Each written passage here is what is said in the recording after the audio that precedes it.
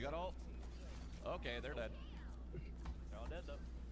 Go one. Next fight, we can do it. We can do Going. combo again on our bubble or Man, bitch. Well, I have the overlay ready to update if we do have to go 3-man. All I have to do is hit save, and it will. You guys will just have to click your overlay Connect 4 scene, here. the browser source, and refresh it, and it'll Okay. update it for you manually. You'll just have to rearrange the cameras. That'll be all. One on hill, one on Okay. hill. Well, but I have it set and ready to adjust if necessary. If we don't get an answer from him by 8, we're probably just gonna go with the 3-man and run it. We've pushed it off enough. Wait. Not only that, he was online just a minute ago, and now his Discord is completely grayed out again. So Weird. I'll give him 10 minutes. I'm even gonna DM him and let him know.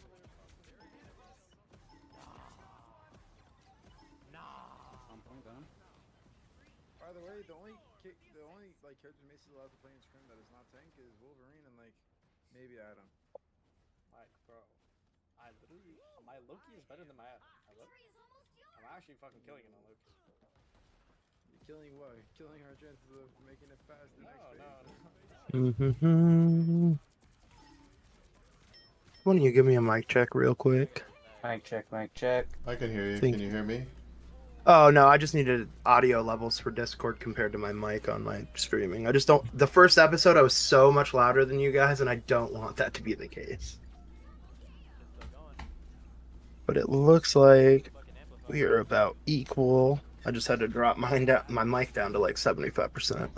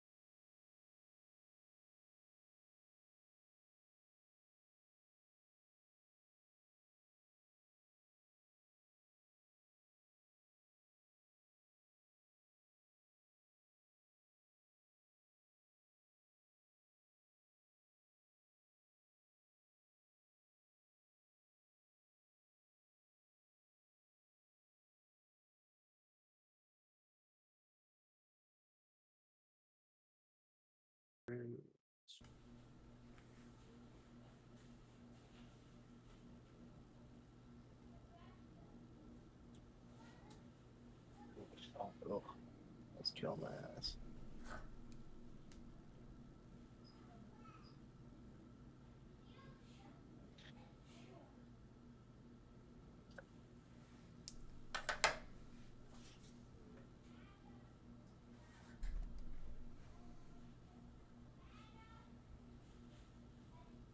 All right, I'm gonna check Discord.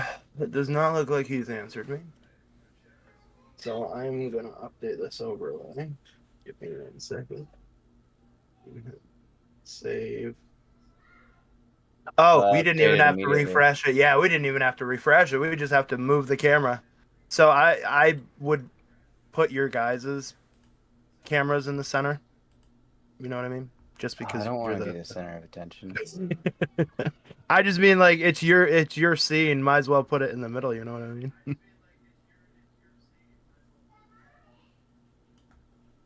I have to move my chat box down a little bit here.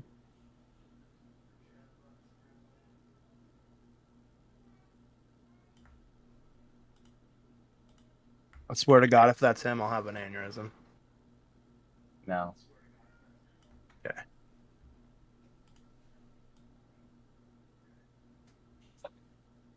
I like that he said, "What? Thanks for being patient, motherfucker." I didn't even know you were gone. He's funny. I love it.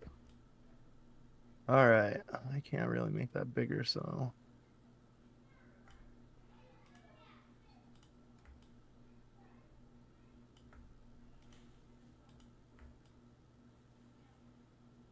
Your camera is so clear.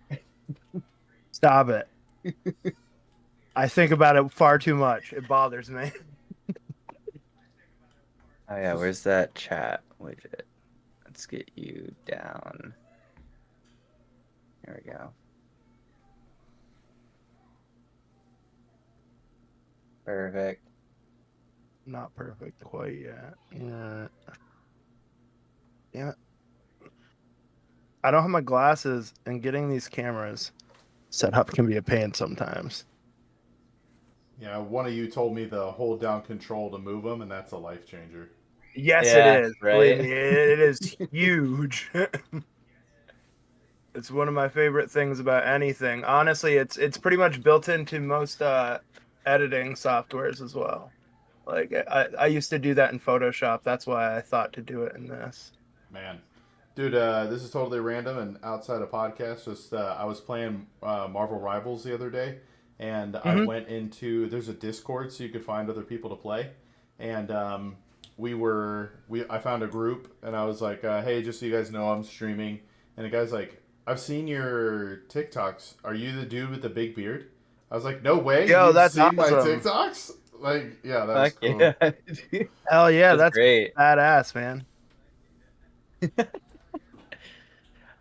I've never had one of those, but I have had somebody in a raid like that I've raided with in Destiny like pop into my chat like a couple days later, and I'll be like, "What? How did you find me?" He's like, "I'm just a stalker, bro. Don't worry." I'm like, "Okay, I'm cool with it. You're an extra follow and shit, but like, how did you find me?"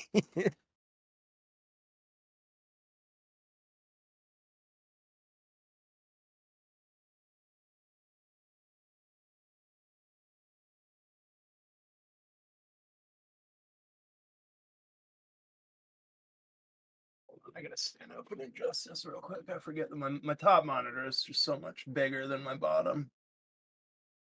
Yeah, I have this on my second monitor, so it's not. Well, my main monitor is like better for gaming. It's 165 hertz, so like it's 1080p. Same. Is But it my an top LG? monitor, it's actually an Asus. All right. But my top one is a Samsung 32-inch ultra wide. And that's what I run OBS on, so I can see my chat and my scene all at the same time. And it's just so much bigger and easier to adjust things with my shitty eyes. My father-in-law has like a, I don't know, I think it's 50-inch monitor. Mhm. It really is beautiful. I bet the colors on that probably rip. All right, I think Why can I not get rid of that line under you, Free? I see a tiny little bit of the bottom of the blue in it.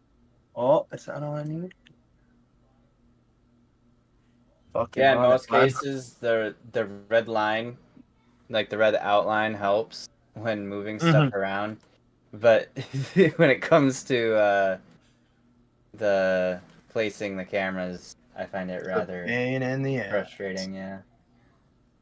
All right. I think I'm good. I have my audio set. You guys seem to be good. I'm gonna hit record here in a second, and Free, you can rip an intro. All right. Let me know when we're ready. All right, in 3, 2, 1. Welcome to the Loose Change Podcast. Me, Free Advice Guy, Izzy, and Zanku. We're here to fill a couple hours of your time with some joy. And, yeah, I think we want to do some introductions, but I don't remember exactly how we wanted to do it, Zanku. No worries, no worries. So yeah, it's been a couple weeks since we've all sat down and got together and talked. So I figured we fill each other in on what's been going on in life. I know me and Izzy have been experiencing something pretty similar. We live in upstate New York. We live in the Northeast, and we have experienced about 3 feet of snow in the last 2.5 weeks. So like life has pretty much been shut down to the bare minimums as of late. And not only that, on top of it, it's been midwinter break for the children. So the last 10 days, I've had all of my children in the house during the biggest snow we've had all year, with the inability to go to and from the house. So it's been an experience. It's been fun. We've done a lot of outside stuff, but yeah, I feel like I've been in my house more than I've wanted to be in a long time. Yeah, I get that. Isaiah, how's it been? Is pretty much been the same thing up your direction? Yeah, pretty much for the most part, it's been pretty much the same. I've been having a little bit of car trouble. Of course, you said that we've gotten the most snow we've gotten so far this year, and honestly, I think that was the biggest snowfall we've had in the past like 3 years. Mm-hmm. And during this, what do you call it? I've been having car troubles, and my all-wheel drive just randomly shuts off every once in a while. So I've been dealing with that. That's a special kind of problem to deal during a lot of snow. Yeah, for real. Yeah, it's been real fun. But I was able to experience Flu A for the first time ever in my 28 years of long life. And yeah, that wasn't fun either. I don't know how people I'll be honest, experience I that. dodged it, but my children definitely did not. But I believe your little boy also he's probably the reason you ended up with it. Yeah, And I think my youngest is the reason I ended up with it, and then everybody in the house shared it, because like I said, 10 days of everybody indoors. Yep. And yeah, he gave it to me because he got sick on Monday, and when he's sick, he just wants to be awfully snuggly and stuff, and I can't ever say no to snuggles. So, and I'm allergic to the vaccine, so I've never had the flu vaccine before ever. So I never had any frontline defense, and yeah, I got slammed pretty hard. Max of 103.7 fever. Oh, so Ooh. bad. Still experiencing a cough too, but I am on the mend, thankfully. Yeah. I will say, just a quick update, gentlemen.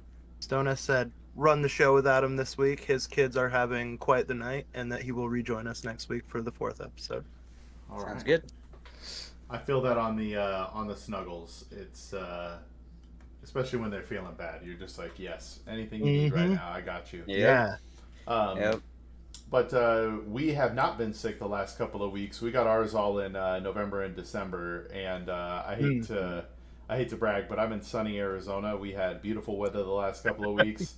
But I will say, I will say, as a content creator and as a, I don't know, business person, whatever you want to call it, I filmed an IRL video near a college campus on Valentine's Day, and really looking forward to getting that edited and out into the world. We'll do a long form video as well as short form, and then I also posted, I don't even know what to call them, but epic posts on LinkedIn and Twitter. So if you if you know me on Twitter, go find me, read it. You'll never see a longer post from me again. But it's kind of We'll link those underneath in the description of the podcast as we post it on YouTube as well. So anybody that stumbles upon us here on the podcast can also venture out into the world of Free Advice Guy. Yeah, I appreciate that. Yeah, it's Absolutely. I bared my soul as to why I created Free Advice Guy and what led to me and my wife leaving a great company in Vanguard and going to do our own thing with Free Advice Guy. So it's been Your mission statement, so to speak. yeah, you could say that. We've had the mission statement, but it was more like why. Gotcha. Why did you do Free Advice Guy? Like, why would you ever leave a comfortable job for a good company to go do this? And I kind of detail that. And we also decided to work with the guy who filmed the IRL video on Valentine's Day. We're going to put together some content and get some better content than just the shorts I post on out there. Gotcha. That's great. really cool. My last couple weeks mindset with everybody being stuck inside was like, if I'm going to be indoors, I was trying to find ways to venture out and try to look into other avenues of creation. Why we spend so much time on the computer. I don't want, Twitch to be the only avenue or the podcast to be the only thing I do. So I've just been trying to look into other things to do with my skill set. I do a lot of graphic design and video editing in the background, but I don't really do a whole lot with it. I've got hundreds of hours of stuff that I've pretty much created and shared with my friends, and that's about it. So I'm just trying to get into something that is a little bit more meaningful, which is, it seems like you found that thing that you want, and that's what I'm looking for still in my content creation career. Well, I think this is actually, we didn't talk about this as a potential topic for today, but I think it's big. I think a lot of people start streaming not really sure. Maybe they want to be famous and all that sort of stuff, but they don't actually know the real reason they want to get into it. And then I feel like once they find that, then they can actually have a track to run for a chance at success. So we'll see. That makes sense. It's hard to see a goal when you don't know what you're looking for. So I can imagine, just getting on here and going through the emotion every day isn't gonna get you too far. I mean, it may get you someplace just in consistency, because like that's a lot of the online market is just being there and being present. But if you want something meaningful out of it and something with a purpose, you're gonna have to find what you're willing to invest in and do it to your fullest. And I can say I haven't found it yet. This is one of those things I'm really trying to sink my teeth into and really trying to put an effort into. So I'm really, really hopeful and optimistic about the future of the podcast and to see where it's going. So that is one of the things I'm looking forward to. But yeah, I feel like my day-to-day stream has been struggling because I'm playing games, but not with a direction, just because I know that I should be playing games. You know what I mean? And I know that's not the purpose that I want out of it. Yeah, I think you could probably lock into being an escape, right? I think one of the things, it's really for both of you, but since getting to work with you guys, you're genuine dudes. And I think the ability to come and hang out with you and have a good time and cut back with you guys, I think is a big thing. Hey, I appreciate that very much, very much. I definitely feel the same. I'm Absolutely. always stoked to come and like hang out with you guys for a few hours, and it honestly sucked not being able to do the last 2 weeks, and I genuinely felt like I was kind of like missing out, because a lot of our friend group talks are is very predicated online, though. Like, we do the majority of our hanging out through Discord and playing games together. So I know what you mean, because Alex has asked me the last couple days, anybody in chat? And I'm like, I haven't been in chat in forever. I don't know. Like, I don't even know how to answer that at this point, because we haven't, like, sat and cut it up. Mainly Mike, honestly. He's kind of the reason, because you and I are online different parts of the day most of the time. So if we don't just purposely contact each other and say, hey, let's do something, it's not going to happen. But eventually one of us will be in Discord and we'll see the other and we'll pop in. And lately, that's like the last 10, 15 days, it just hasn't been the thing. Life has taken over and consumed all of us, it feels like. Yeah, I appreciate you guys making the time on Thursday nights. It was I definitely missed it the last couple weeks, but I really enjoy this opportunity to actually speak my thoughts out and get to share knowledge and experience with you guys. Yeah, it's hard to find meaningful dialogue with people that's not just like surface level, so it's really cool to actually be able to have a conversation longer than 10, 15 minutes and have it, lead somewhere, opposed to, a couple quips back and forth and that be it. I'm looking forward to our first real, true, deep disagreement. Right. No, I completely agree. What's funny is that is kind of the reason I like to have Stonus on, but I haven't really poked him in the right way to get him going and speaking yet. But him and I, we are notorious for butting heads. So I can't wait I think that you and I will be able to have much more civil disagreements. Him and I tend to get heated, and one of us always ends up having to be like, all right, let's move on, because this is not going to work out for either of us. But if you guys want, we can probably jump into one of our first topics this week. Yeah. What was most present for you, Zanku? What stood out?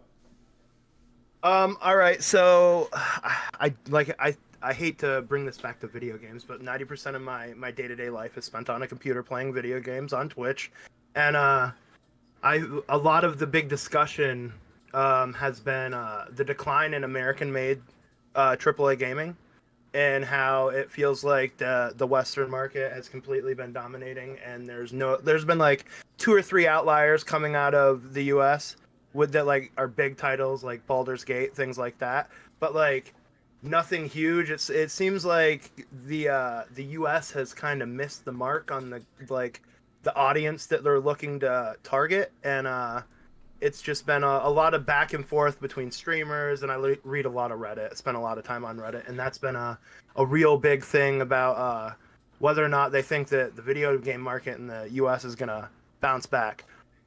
GTA 6 is gonna come out soon, so that'll be massive. If it's gonna do great numbers, so I imagine that'll turn things around a little bit. But yeah, US gaming is in a very, very weird spot. Hey, so can we actually take a step back? So I've been a gamer my whole life. I'm a nerd. Mm-hmm. I know quite a bit. But you mentioned a phrase that I think most of the people who watch really have no idea what it is. But what is AAA gaming? All right, so AAA gaming is basically your big box retail gamers. The games that cost you, $60, $70 a pop. Your Grand Theft Autos, your Call of Duties, things worked on, not a indie studio game, popped out on Steam for $10-15. These are the big name games. So don't get me wrong, I'm not talking about the smaller like indie studios, nothing like that, because like even my favorite game that I play day to day, Destiny, is a US based game. Bungie, they're out of California. They're just doing terrible at the time. Their margins are horrible. The player base is, dreadful, and I'm only invested because I've been playing the game for 10 years. So like I feel like the claws are already in there, and that's the only reason I come back day to day. So but that's what I mean by AAA gaming, is those big box games that you see out there. Okay, so with that said, and with the feelings out there, what are your thoughts? Are you expecting American gaming to come back, or where do you think this is heading?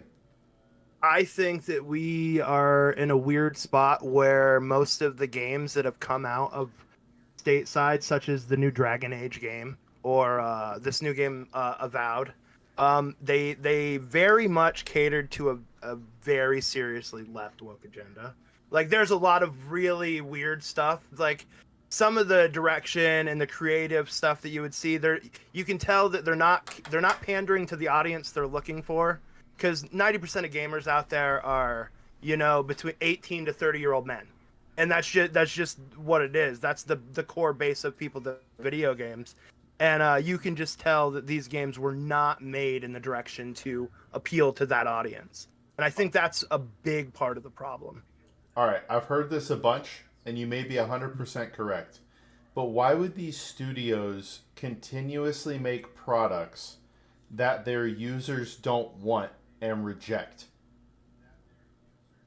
See, I actually don't. I haven't dug into it deep enough to really have an answer to that. I'll be perfectly honest with you. I can only tell you from somebody that plays pretty much every new game that comes out.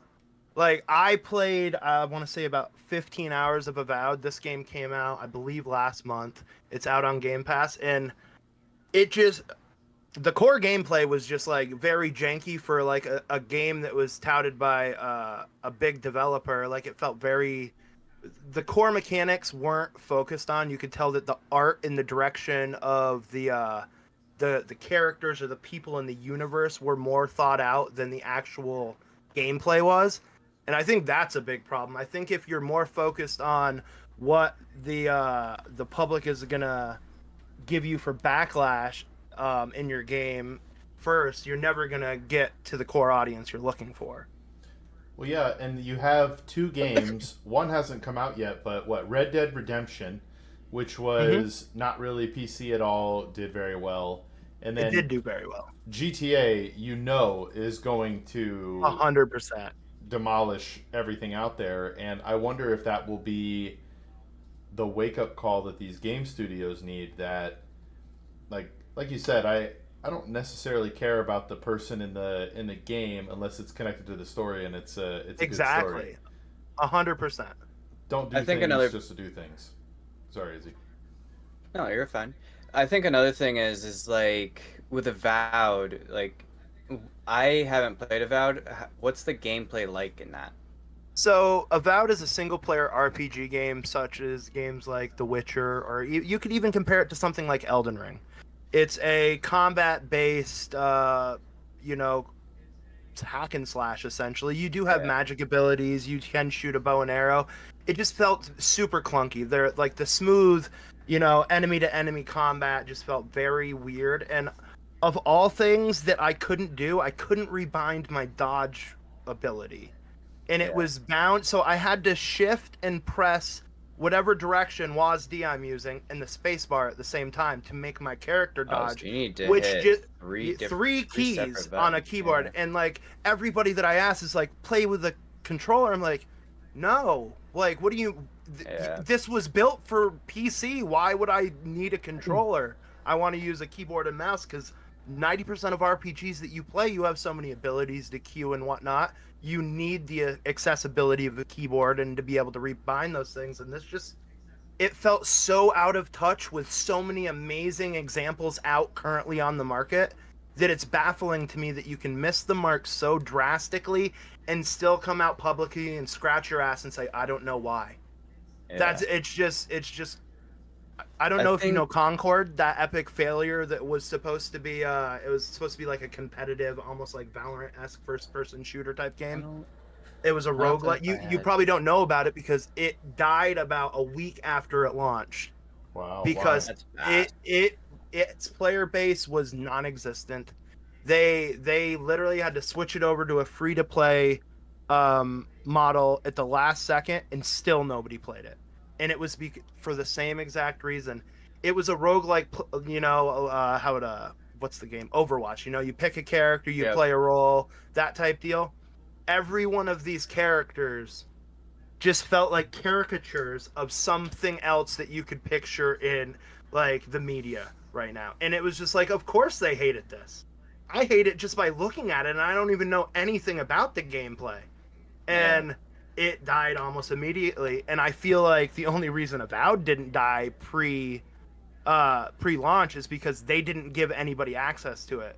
You didn't know how bad it was until the day it launched. So people had already invested or bought, and not only that, but it was on Game Pass. So a lot of those people had already bought Game Pass subscriptions and just tried it out and found out how terrible it was. Or I truly believe that it would be on the level as terrible as Concord was. It was just mind-boggling to me. I was 5 minutes in, and I remember stopping and looking at the camera and was like, this isn't how I move, right? Like, this isn't going to be my movement, right? And it felt so boxy and so the way that the camera moved around the character felt like it was just jumping. I was like, you could clearly tell they weren't focused on.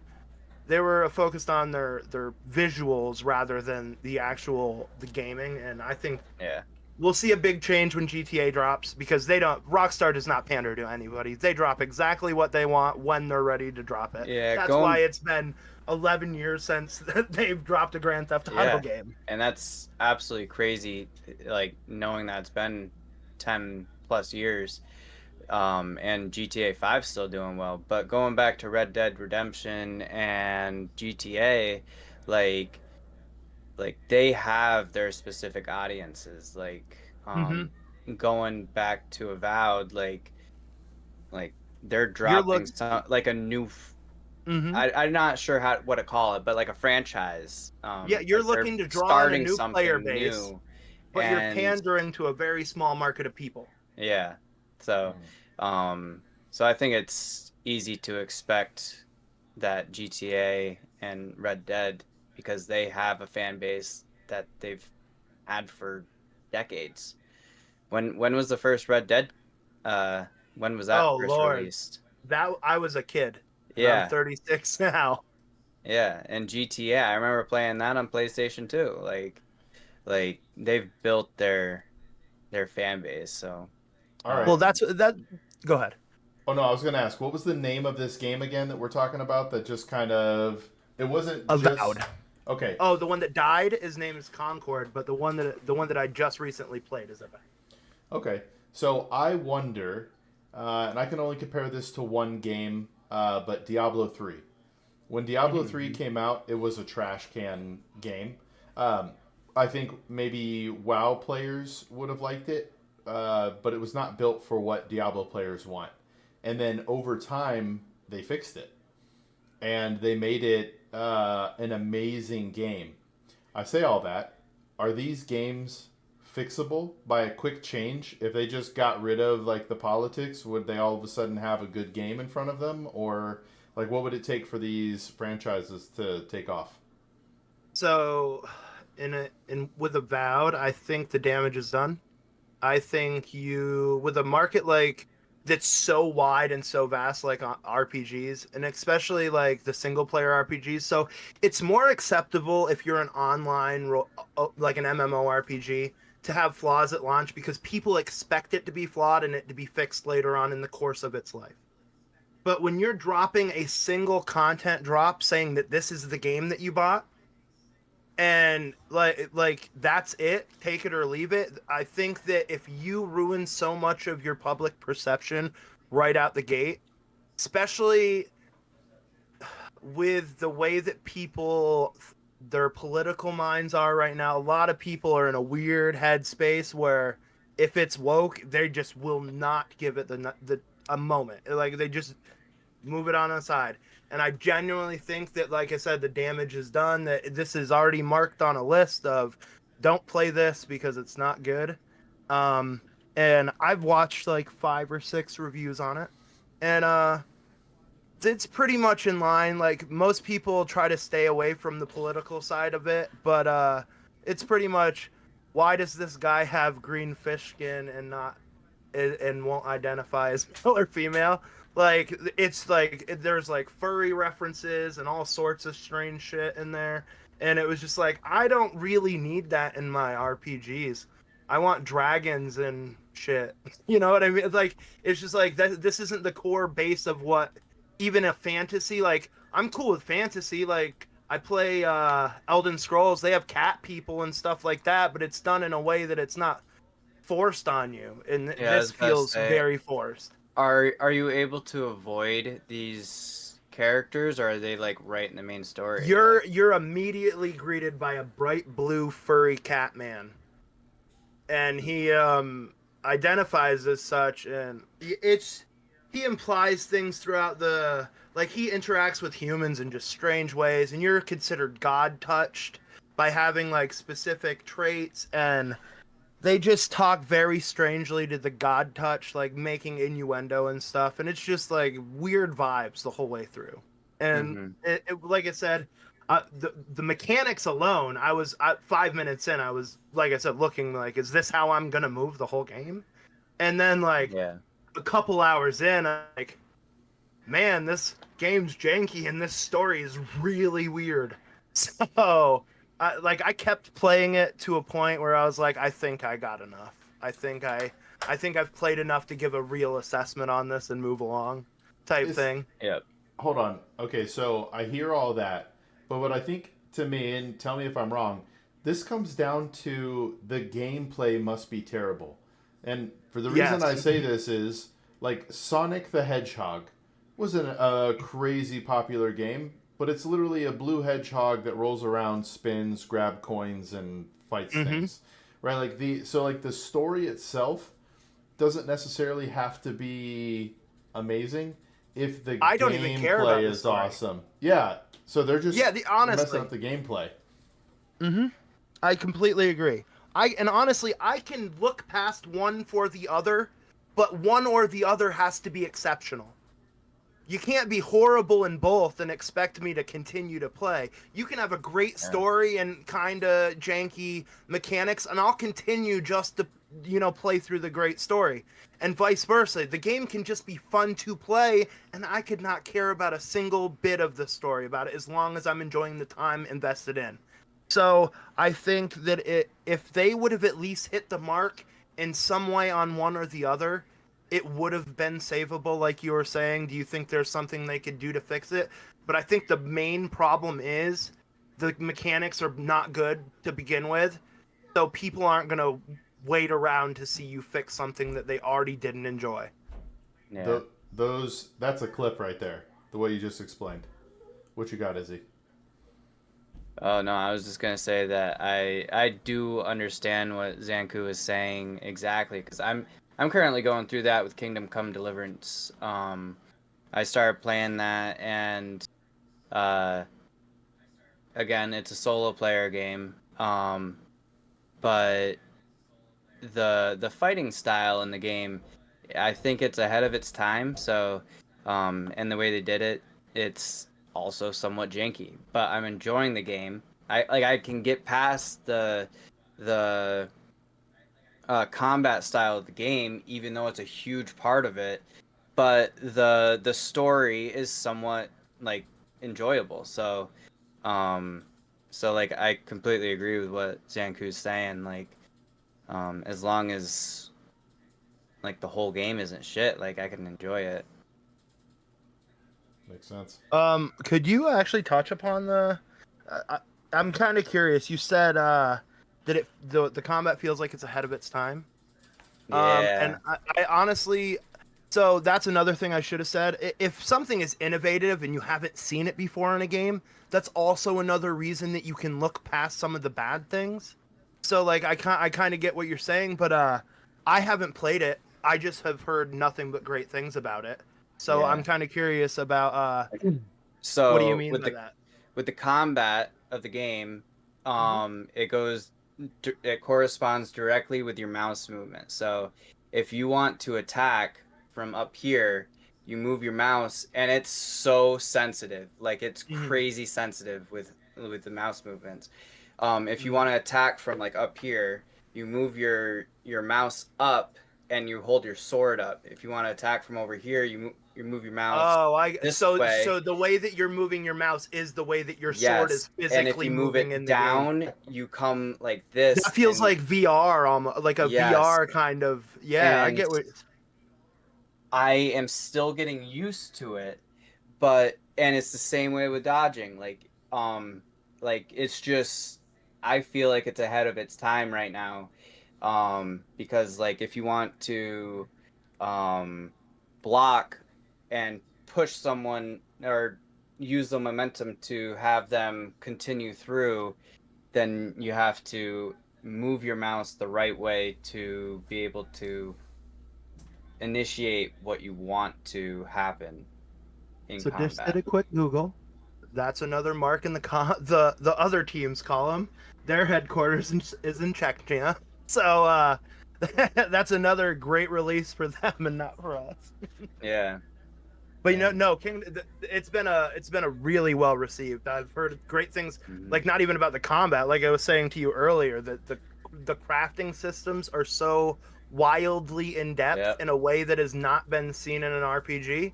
The people are getting into like I've seen clips of people excited over hitting the hammer on the fired Anvil. sword correctly Yep. so that they get like a 99% roll on their sword. So like crazy new I know. stuff that you haven't seen in video It's games. so much fun. Like I've been waiting for Elder Scrolls 6 to come out for ages now, and like I'm not gonna compare this to Elder Scrolls because I think I enjoyed Elder Scrolls far more when it going back to like Oblivion and Skyrim, even Morrowind. But like it's definitely making me want to want Elder Scrolls 6 to come out. Like Itching the RPG scratch and making you want more. Yeah, no, it is That's what a good game filling does in right the there. hole that that I'm missing in my heart right now. Yep. But so I am enjoying the game rather I don't know, I'm enjoying the game a lot. But Free, I'm curious, you've been gaming at all? Yes, mostly Marvel Rivals. How's that been going? Have you been doing the rank thing or just the regular play? Yeah, I got my main up to Plat 1, but one of my buddies, I can't play with him because his rank is too low. So we created new accounts to do different... I'm a one character, one trick on my main. And on my alt, I'm trying a bunch of other characters so that I can eventually fold them into my main. Got you, trying to dabble into new things? Yes. So, and to get our buddy to the same level, and then we'll just play back on our mains. But it nice. So just trying practice. to get him up to the level you guys are while being at the same level as he is a lot easier than you doing it at your higher level, because he's gonna get wrecked in the games that you're gonna get on your main, I imagine. The only reason we're higher ranked than him is because he quit. That's so he just took a break. Yes, he's actually very good at the game. He's trying a new character now, so it should be fun. Looking forward to being able to play on our mains. I'm curious, what are you maining? Because I love Marvel, and Isaiah, sorry, I didn't mean to cut you off. Wait, for real? You play? No, I watch a lot of it, so I'm curious what you main. Oh, Doctor Strange. Oh, very nice. And Cloak and Dagger is the other character I'm working on now. She's a healer. Or, I guess it's two people, but it's mostly a healing character with a little bit of fighting. Gotcha, so rock and support. Yes. Support nice. and tank. Hey, which are two of the hardest things to find sometimes. You're out there being the everyman, man. Everybody wants a DPS, baby. So, yep. That's the truth. I've heard it's easier to rank up if you're support, and if you're a good support, and I think I'm pretty good. So, and I'm only getting better. So, hopefully, I can play on my main and rank it up. Got ya. Yeah. So so you were saying that you weren't able to play with your buddy on your main. Is it because the ranked system won't allow you guys to play together because of the disparity? Correct. Yeah. Is that the same? Isn't that the way it was in Rocket League, Isaiah? No, Rocket League doesn't have that. You could have. I just remember getting champion. smoked. Yeah, it's crazy. And well, you'd go in, have one really high person, one really low person, and you're able to beat the lobby because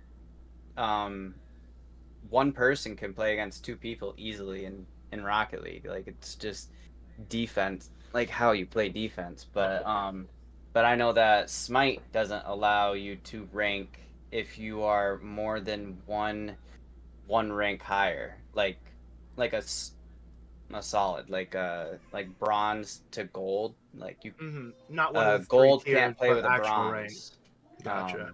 So, but like a bronze could play with a silver. But yeah, no, that's interesting that they did that. Yeah, it's much more locked in. Like on Valorant, you can 5-stack and you can be any ranks whatsoever. They try to Yep. average them all out, but in Rivals, they won't let you go like 200 RR outside of where you are. So Yeah. everybody has to be within a certain range, otherwise you can't play together. Yeah, in some cases it is nice because you aren't going to be, you don't have to like worry about like, oh wow, I'm gonna be playing against someone that's 3 ranks higher than I am just because he's in the lobby, he's partied up with a bronze player, and it's like, Yeah. but it does bring up some complications when trying to play with friends. It really does. I wish they had a mode where you could play, but I get why they wouldn't do that because you get weird smurfers. There'll be like one Isaiah. top level person and 5 terrible people, and that person's good enough that they can just go around and kill everybody. Yeah, that's how Isaiah was in Rocket League. He was smurfing like a motherfucker while there and part of my layers. But yeah, that's how I don't play a lot of ranked games like that. I play a lot of survival RPG stuff like that. So that's definitely something that you guys will have way more experience in than me. But I consume a lot of media, so I just kind of watch a lot of it. What has I would prevented you? Oh, sorry, Izzy, go ahead. I just want to make it known that I play down. When I smurf, we still lose games. I play down. Don't make it seem like I just go in and just completely destroy everybody, Ricky. You lose games because of us, though. Anyways, But, what are you saying, Free? So the barrier to entry is during the like real big boom of the more popular like competitive games like CS:GO and things like that. I was so heavily invested in RPGs that literally consumed your day to day that like you weren't good at them if you didn't spend the time that you had free on them. So like I played World of Warcraft from 13 to 17 an unhealthy amount. So like that's what prevented me from touching CS:GO. And when I wasn't playing World of Warcraft, I was low-key playing RuneScape at the same exact time on a different like browser, and that consumed a good 10-15 years. And then I've got something like 15,000 hours in Destiny. So All right, and my like, man is committed. yeah, so if I play a game, I don't play it to like come and go. I play the shit out of it until I'm so tired of it I can't bear to look at it anymore. He plays to destroy. Exactly. He Or doesn't just they're the type play of for the games that hype. you can't be good at unless you commit like that. I played Ark, and like Isaiah played Ark with us as well. But if you play PvP Ark, it's almost like a job because you can be raided, quote unquote. Like other people can come blow your shit up any time of day. If you have to go to work, that's out of your hands. Like you better have built up the defenses to block those people by the time you get back. So if you didn't have the right people from the right parts of the world on the right sleep schedule rotating, you just couldn't maintain the day-to-day gaming. And those were the kind of games that I played. Like I said, I'm very conscious of how unhealthy it is. But yeah, Ark almost cost me the first baby mama like 3 years in. She's like, you're either gonna stop playing this game or we're gonna have to talk about the future between me and you. And I was like, I'll stop playing so much. It was one of those. So I knew that it was, by that point I was like, god damn, I need to step back because this shit, like I went from working, but the problem was I worked with a special needs kid that came to my house, and one of the things he loved to do was sit on his iPad right next to me and play video games on it. And his father would be like, Rick, if you can watch Netflix all day, do it. If you can play video games with him all day, do it. So, like, if he was cool with it, we were good. So I was getting paid like $20 an hour to sit at home with a kid and play video games. I was invested. And it led to a very unhealthy habit of video game sleep repeat. You know what I mean? And I'm glad I'm not doing that anymore. Even with the 24/7 streaming, I'm nothing like that. I step away and I unplug. I know better. I have children that need me far more than this computer does. What would make you try to play Rivals? You want to know what makes me play everything? My friends playing it. That is really what it is. So if my core group of friends say, "Hey, we're downloading this game," it's downloaded before that sentence is done. Like I'm like, okay, if we can play it together, we're playing it together. I played, what was that stupid game that you and Mike would play all the time, Isaiah? And I was pretty much forced to play. It was like a 3-man PvP. The Oh finals. yeah. One Everybody, second. you got. I think it was called the finals. The finals. Yep. I hated it, and I was open during gameplay about how much I hated it, but I would still play it because my buddies played it. You know what I mean? So if my friends play it, I'm definitely gonna give it a shot. I've never gotten into the Overwatch or the that type of game, so I've never really given it a shot. So I don't really know if I like it or not. So I don't see why I wouldn't give it a fair shake. But just never had the right player group to jump into something like that. That makes sense. Yeah, I get into every game because of my friends. But once I love a game, I almost don't care if my friends play it anymore. That's not really true because I would always rather play with my friends. But games will eventually get to the point that even when I'm alone, yeah, I'll go play. That is Destiny for me. So I started playing Destiny with Isaiah and his father 11 years ago. And now I play Destiny with 0 people that I know IRL. And my core player base friends that I have on there are people that I have made, of course, that 10, 11 years of playing this game. Not, people that I started playing with. So I'm 100% on board with you there. Because I would fight with Isaiah and his father for a while after they stopped playing. And I'd make them jump back in for a little while. And I even made my best friend Mike play for an expansion. Because I gave WoW a fair shake. He gave Destiny a fair shake for me. And I went back to Classic for him. Let's not say I gave WoW a fair shake. Because I had already had 10 years into that shit. But yeah, I went to Classic and played a whole expansion of Classic for him.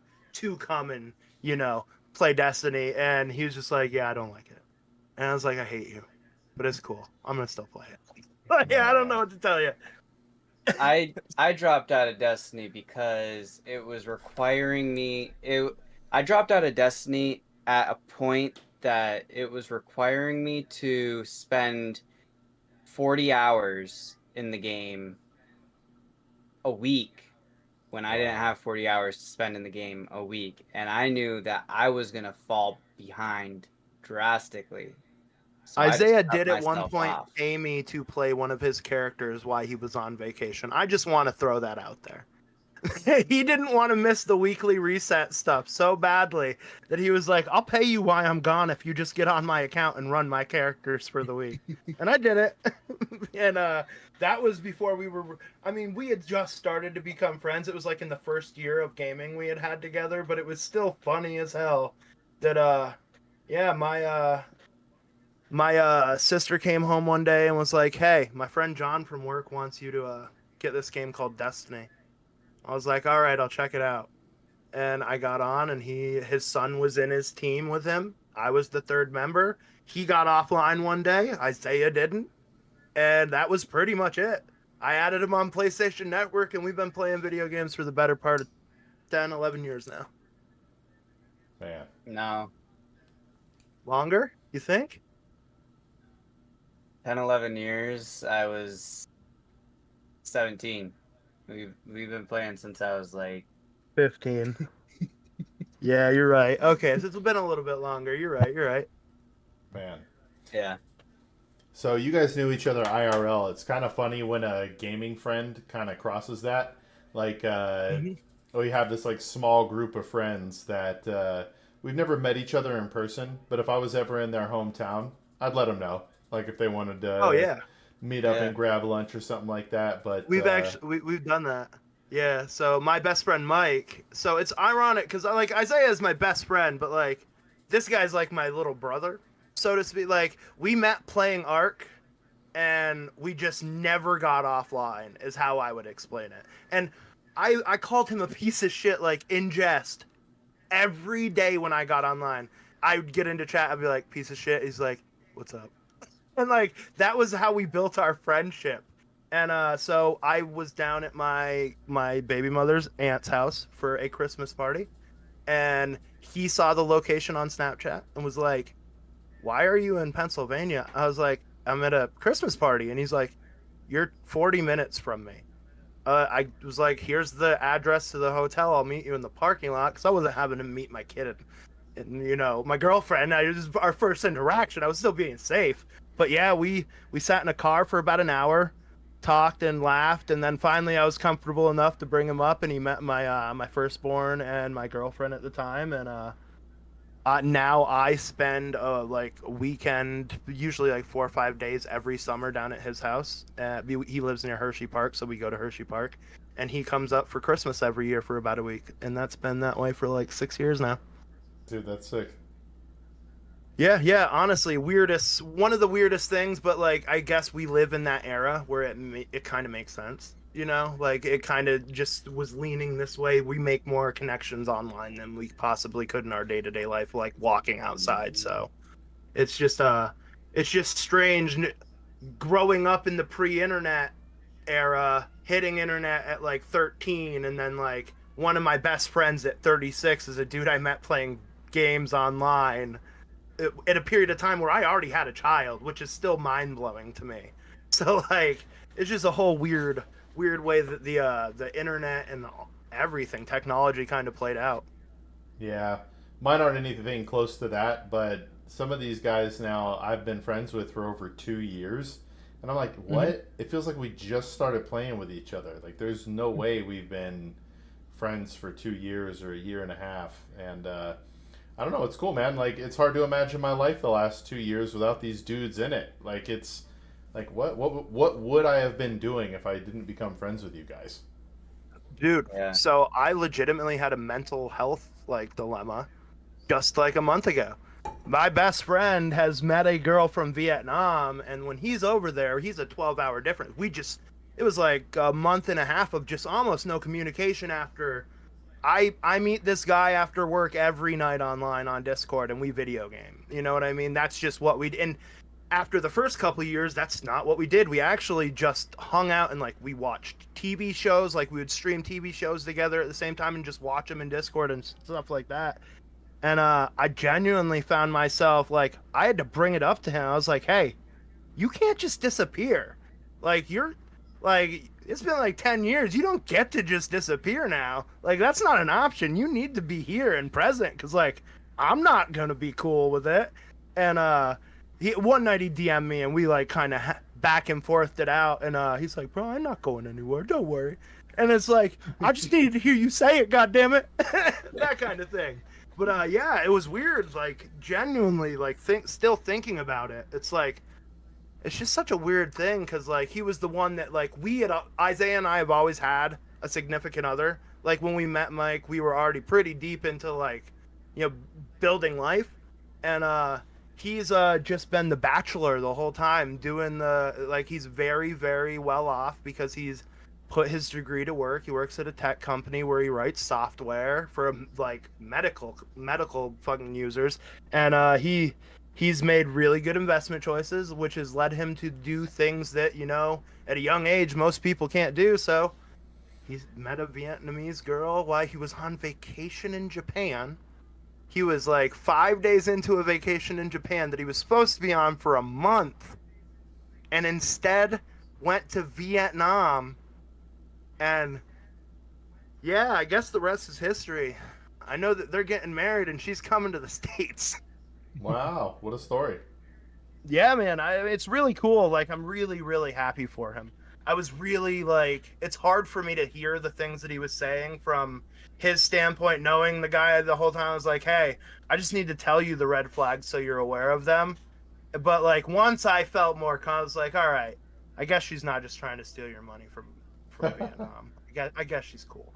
That type of thing. But, yeah. It's really cool to see how it played out, and just yeah, one of our other friends actually found his wife and dipped. Like, we haven't talked to him in a couple years, and it's just that's what I was worried about. And I made it I was like, "Hey, you don't get to be Kyle, mother. Like, you're not doing that to us." But he has assured us that it's like, "I'm still gonna be here, even though it's gonna be here on mute for an hour while he talks on the phone. But he's there. But yeah, online friendships and relationships is a weird thing to traverse in our day and age. That's for sure. Yeah, I would bet a lot of people know more people online than they do in their real life. Oh yeah. Believe me, it literally. I sometimes my children will be like, "You have like 800 friends on Facebook." I'm like, "Yeah." They're like, "I don't know 800 people." I'm like, "I don't even think I know 800 people, buddy." It's like I don't even think I know all those people, so don't worry about it. You know what's crazy is I feel like when you live in a smaller town, you will genuinely know more people than if you lived in a city.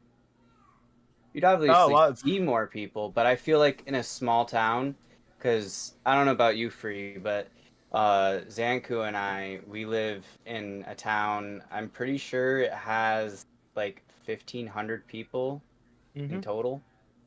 Like maybe I like a to little bit less. explain it by I graduated with 23 people. Yep. Wow. That's how I explain it to people. My class was the biggest class that graduated from my town, and we had 32.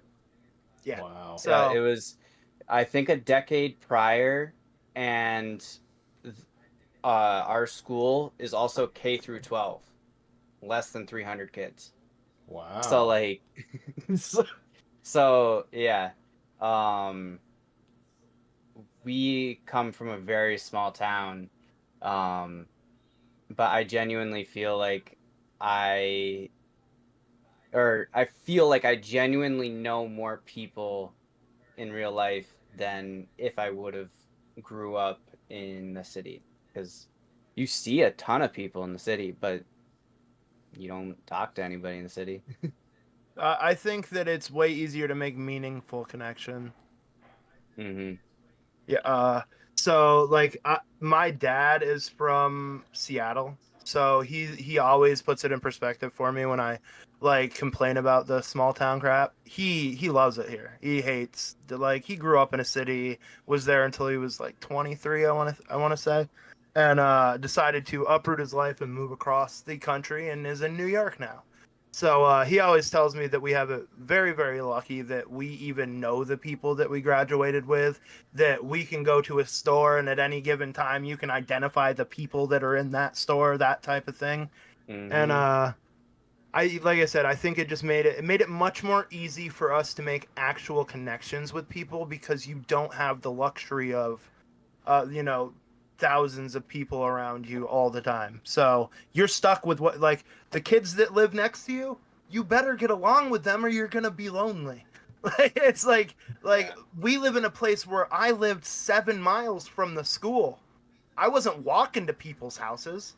Like, that wasn't an option. I made friends with the 6 or 7 people that were in the town, which ironically is how I'm friends with Isaiah's family.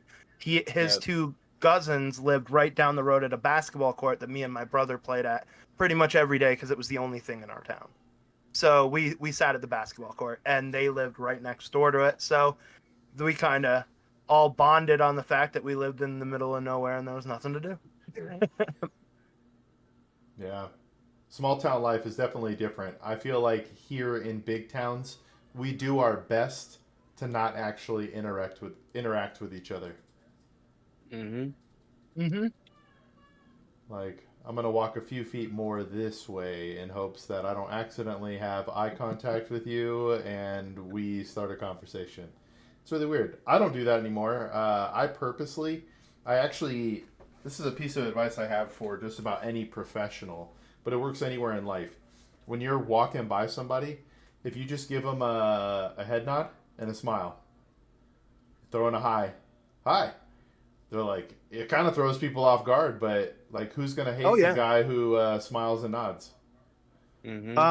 I actually see a short from a younger kid. I think he's like 17, 18 years old. He's just about to graduate high school. He talks about it, and he goes out, and I think he lives in California, and he's walking the beach, walking the strip, and it's every morning he purposely says hello to everybody in a different way, like trying to be grateful and cheerful and like make them smile. And like he will talk about his insecurities as he says something to somebody that like an older gentleman he walks by. He's like, "Good morning, my friend," and they just look at him like he's like an alien, like, "Why are you talking to me?" type thing. And he's like, "Was that me or was that them?" It's probably them. We're all in our own world sometimes. Probably not judge him on that. It's probably just an encounter, and he moves on to the next person. Like he's trying to give you something positive to hang on from each interaction. And I genuinely love the message that he's trying to give out, and that's probably why I've watched so many of his shorts. But it's really cool to see. Like you don't see a lot of that. People don't interact nearly the way that we used to. Like you could find so many people out there that would like you just walk down the street, "Hey, how you doing?" Walk by, like something like that, or you like you're saying the head nod. That was the universal guy thing that I thought. Like you drive by somebody slowly, you catch eye contact, give them a head nod. You know what I mean? How you doing? And you're just saying hi in passing, and I think that's a lost art that people that like don't have anything to do with. Like it's more, I would rather be in my own bubble and interact with as few people, like you were saying, as possible.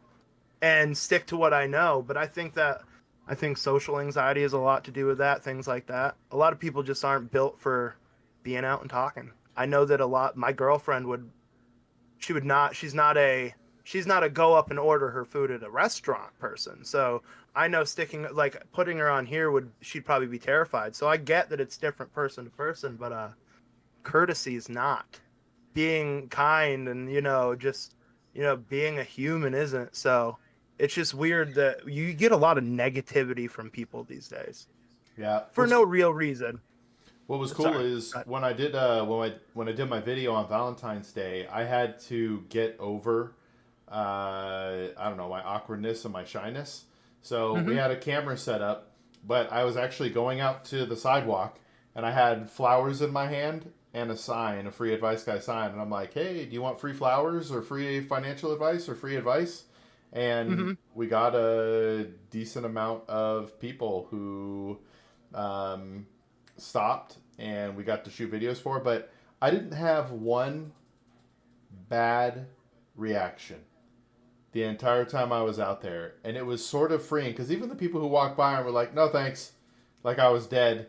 And that was kind of weird, but it was, I don't know. It was a cool experience to see just random people in the world and how they would interact with me. I was offering free things, but still.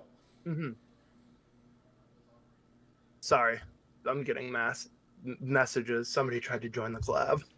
I was like, "No, you can't join. Sorry, we're doing the podcast." But yes. That is one of the things that you also see a lot of. It's like, there's a lot of videos that people just are they're so what's the word, suspicious of anything free or anything nice, that there's always got to be an ulterior motive or an agenda with whatever is going on, that almost everybody's instant reaction is to be on guard opposed to actually trying to accept something nice and actually, be a human and interact. You take the human level out of it immediately with that first, that type of like, excuse me, being on guard type thing. So yeah, I imagine it's probably so weird to go out and do something like that. It was definitely out of my comfort zone. But it was a lot of fun. I got to grow, and people I didn't think would stop and talk did, and people I did think would stop and talk did not. Gotcha. So yeah, it was just it was cool. That's cool. That's something I really need to do a little bit more, is try to step out of my comfort zone. I feel like I try to sit in my safe space a lot. I don't want to use that word. That word's got such a weird stigma to it. Not my safe space. I try to feel comfortable. I'm a homebody, and that's probably why I found myself streaming on Twitch more often than anything else. So I try to limit my bullshit in life, is how I would put it. Like, I can deal with drama if it comes from my people, but it's so hard to take. A lot of people project their crap, and I have a hard time dealing with that. I'm very open, blunt, and honest almost always in any interaction. My girlfriend is a perfect example. She had to get used to me because she thought I was actually being mean, and I'm like, no, I don't care as much about these things. It's just I'm never gonna bite my tongue on something I don't like. I'm gonna be open. I'll flat out be like, I'm not gonna leave you for it. I'd like you to change it, but that's on you, not me. I'm just letting you know, type thing. I'm not trying to be mean or anyway. I'm just gonna be open and blunt about it. And I get that from my father. I know that much, but yeah, I've always been that way, and I think that a lot of people have a hard time dealing with that, and a lot of people in their day-to-day have so much going on and so much stress. An outside interaction is usually just the breaking point. Like, you know what I mean? So it's very hit or miss on what kind of interaction you're going to get with somebody that you just try to say hi or pull off the street, that type of thing. Yeah. Yeah. I'm very thankful with my job. I'm always thrown outside of my comfort zone, that I've gotten to a point that I don't ever expect to be in my comfort zone unless I'm sitting in front of the screen. Because like with my job, it's to make other people feel comfortable with how they're with their encounters in life and stuff. So it always throws me out, and I've had plenty of encounters with other people that I really wish I never had to be. But like I'm kind of forced into it on their part to like help them out. So I guess I'm kind of thankful for that, because I don't ever shy away from being out of my comfort zone, if that makes sense. Got you. Yeah, I dig that. Speaking of weird interactions, I just want to tell a little crazy story that I had happen to me this week. Oh boy. I'm taking my son had stitches. He fell in the shower. Nothing fancy. He was singing and dancing in the shower. My 12-year-old slipped and fell, bumped his chin, had to get stitches. So we're taking him to get his stitches out. We finish up, so we're gonna go check the mail. We hit our four-way. In our town, we have a four-way that's got a blinking. Is it a caution light or is it a stoplight now, Isaiah? I can't remember. I think it's a stoplight now. It's a four-way stop. And we see a white SUV pull up to the four-way. A girl walking out from next to our local liquor store. A gentleman jump out, circle the SUV, grab her by the neck, slap her, and throw her in the front seat of the car. Now, Isaiah, I'll tell you who it is after, but for the sake of the podcast, I'm not going to say her name.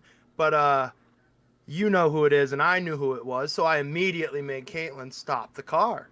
And I watched where they went, so I had her turn around and follow them. We followed them up to our local grocery store, which is where she works. And she gets out of the car. I roll my window down. I'm like, "Are you okay?" And she has got a bright red side of her face, clearly from getting smacked. And she is bawling her eyes out. And she's like, "It's fine, don't worry," and walks in. So I watch the guy leave. So I have Caitlin follow him over to Stewart's, the store across the street. And I jump out. And as he's walking out of the store, I'm like, "Why don't I call the cops right now?" And he tries to push me and say, "She owes me," like screaming about whatever problem they had. It was a money issue. And I'm like, my 12-year-old just saw you try to abduct somebody. So that is a woman that you just grabbed.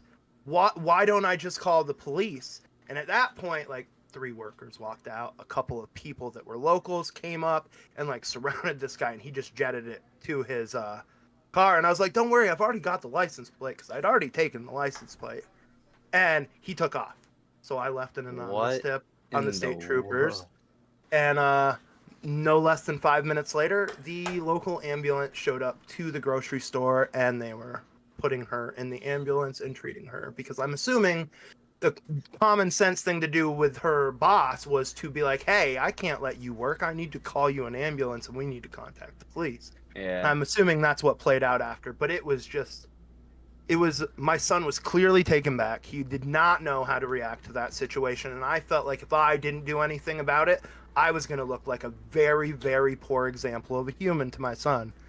and Yeah. I was worried that he might have a weapon, but like we're also in a very small town, and I'm like, But it's the not odds are typical. low. And Yeah. what's he gonna do? Stab me or shoot me in the middle of the daylight? So whatever. I just jumped out of the car and like got in this guy's face, and it was a guy probably 55, 60 years old. And this was clearly I don't want to say a drug thing, but I think it was kind of a drug thing. But like still, the wildness of somebody to jump out of a car in broad daylight at a four-way stop, grab a girl off the sidewalk by the back of the neck, slap her, and then throw her into the vehicle and take off. I was so like I almost had a panic attack, like the adrenaline dump I had just watching it. And I was just like, Yeah. what is going on? This is like craziness. And you saying something about like weird encounters, like immediately that's an encounter I wish I never had to have. But like Yep. I know that But I know that you're my son was very happy that I went and said something to him, and there was like one of the local girls that Isaiah and I grew up with. She's like, "You're a good guy, Ricky," as I was jumping back in the car about to take off. And it was like I wasn't trying to be a good guy. I was just trying to figure out what kind of stupidity it takes for a human to think that's acceptable behavior. It's just wild what people think that they can get away with if they think nobody's looking. And that's Yeah. a wild thing. Sorry to take us kind of off the rails there, but yeah, that was just it. Just made me think of that, and it was such a weird situation. Yeah. Sounds weird. Absolutely. Well, our small town doesn't have things like that. Like like I said, we know everybody here, so like if the cops are called, it's more like they're coming to tell you to stop being stupid and go home, not arrest somebody. But that was something that I don't know. It's like, God damn, what just happened? Yeah. We have those moments in our life where we got to step up. Very much so, and I felt like it was more important that I set the example for my son than anything. Even if I didn't want to be in the situation, I thought it was very important for him to see me be like, "Hey, you can't do that." Like for him to see somebody, even if he doesn't know the person, to get out and say something, to not just let something like that happen. And I think that was the message he took with him. So I think mission accomplished. Even though I'll be the first one to tell you I was quite nervous when I hopped. I don't care that I'm 6 foot tall, 250 pounds. Like I still don't want to get into a fight with somebody for no reason. But Yeah. that's not the kind of something that like I probably would have taken a punch if I had to say something to that guy because it was just so crazy and unacceptable. This was 9 a.m. on a Tuesday. Like I pull up to a stop sign and see that craziness. Like I've not seen something like that happen in my entire life in this place. Wow.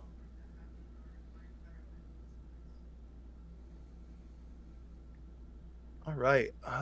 Here we can take it to something lighter and more easily talk about. Let's see what we have on the agenda.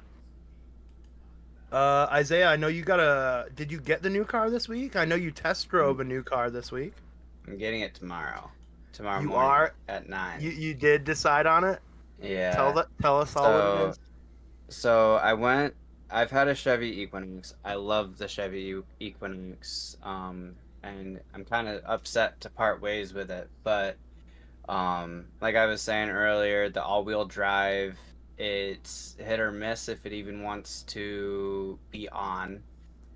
So when it first happened, I was in the middle of a snowstorm driving on a highway at 70, well, probably not 70, probably about 65 miles an hour because it was a snowstorm, and then it just randomly turned off, and so that was very sketchy. And so I was looking around wanting to get another car with all-wheel. Oh, actually, let me say this part real quick. It's gonna be $3,500 just to replace the part in my car to fix it. And it's Which a 2019 Chevy Equinox. So I was like, do I want to put this money into my car to possibly have it do the same thing again later on, or is this just the beginning of my problem? So I didn't really owe too much on my car, so I was thinking I'll just trade it in, and I am getting a a 2024 Dodge Hornet, and I'm actually really excited about it because it can go off of only gas, it can go off of only electric, or it's a hybrid, and obviously I'll probably want to be driving it in the hybrid because I get 77 miles to a gallon, which is, or gallon and charge, which I'm. What color did you go with? Sorry. It's called. I can't remember what the actual terminology is, but it's a blue car. It's a blue car. Got you. I think I know which one you're talking about. I'm just trying to look at a reference picture here. Yeah. But yeah, they're nice looking little cars. Yeah. It's not actually little. It's like it looks like a sports SUV. It kind of looks like It something is. that Porsche would put out. Yep. It's got It it's is. got the It is same a kind of sporty lines. SUV. It is noticeably smaller than the Equinox that I was driving. But I don't think with Cade, oh, that's my son's name. With him getting older, I don't need him to be in a big booster seat anymore, or big, what do you call it? What are they Car like? seat Yeah, anymore. the bigger So, car seats. So I was able to get a smaller car again. You didn't have to get a dad car this time. You got to get a car that you enjoyed, I imagine. And can I just say that those seats are so comfortable. If I could have taken that seat out and used it as my computer chair, I would. Oh, really? That's funny. You just Wow. like sink right into it. It's so comfortable. This thing is only a 2-liter engine, but it has 268 horsepower. That's kind of Uh-huh. wild. Yeah, this thing looks very nice. I don't even know where to begin. I haven't drove a Dodge since I had my Neon in college, and this thing Yeah. is so far from a Neon. But, And I didn't need a souped up model, so I went with the basic model. Let's see. Free, this is gonna tell you where we live, basically. Or the area that we live in. But I will post the actual car that I'm getting in Discord. So All right, I like that color. yep. yeah, it's not The a bad looking- Blue Bayou. the Blue Bayou. Bayou. Yeah, that's it. Yep. So No, that's a good looking car. yeah, I'm picking it up tomorrow, probably around in between 9 and 10 in the morning. So I'm super stoked about it. Did you pretty much decide right after that test drive? You're like, oh, this is the car. This is the Yeah. one. Yeah, I'm used to a gas car, so and I started off in hybrid mode, and the takeoff was a little bit slower than I was used to, and I almost got in an accident right off the right out of the dealership parking lot because it did not take off as fast as I was expecting it to. So I kind of slowly pulled out, and on the road at the dealership, there's a corner, and a truck came barreling down the road, well over the speed limit, I might add. But yeah. But after that one little incident, I was very relaxed. I felt like it was a very nice and safe car, which I hope it is. Yeah, So. congratulations though. I mean, it's always nice to get a new vehicle. So yeah. Mhm. Yeah, I think it has 5 miles on it. Were those the 5 miles you put it's on it? very new. It's very new. All right, I would be remiss, and I apologize for this, if we didn't at least talk about it. So, yeah, you might have to pay for repairs on that older car, but that's a maybe. Mhm. Whereas you definitely have to put this money towards this car to pay for it. Does that make Yep. sense? Like Yeah. we're running from a maybe into a definitely, and this one will Yep. certainly have more, if you want to call them negative, you can, but financial ramifications than if you continue to put money in your used vehicle. I Yeah. just have to throw that And- out there as the free advice guy. Yeah, and this was actually a talking point that I was wanting to hit on last week because so like we were just doing like all the paperwork Tuesday for it, and I was just waiting for a paycheck to put money down on it. And I was like, is it even worth getting a new car, or should I just stick it out? And yeah, yeah, I've definitely thought of that multiple times, but to me, it's the dependability of my Equinox. Like, it's already failed me once in the middle of a snowstorm, and they quote unquote fixed the problem, and then it failed me again, and then I had to go through an entire other snowstorm. Like my job, I can't just like not show up to my job. So knowing that it could just be a small problem that keeps breaking. I'd rather feel secure with a new car, knowing that the likelihood of it not failing me is far smaller than the chances of my Equinox. Because like I have a kid, I don't want to be driving down the road, driving him back from school, which I did have to, because school cancels, or the buses won't drive my son back from school because he lives in a different district. Oh, sorry. He lives in a different district, and now I have to go drive 5 towns over to go pick him up to bring him back home in a car that doesn't have all-wheel drive. So like, during an ice storm. So like, I think it's like financially in my head, like I'm not worried financially. It's more the dependability aspect for me that it's fulfilling, I suppose. For sure. I definitely am not trying to talk you out of it. I just, anytime cars come up, I like to hit people with that.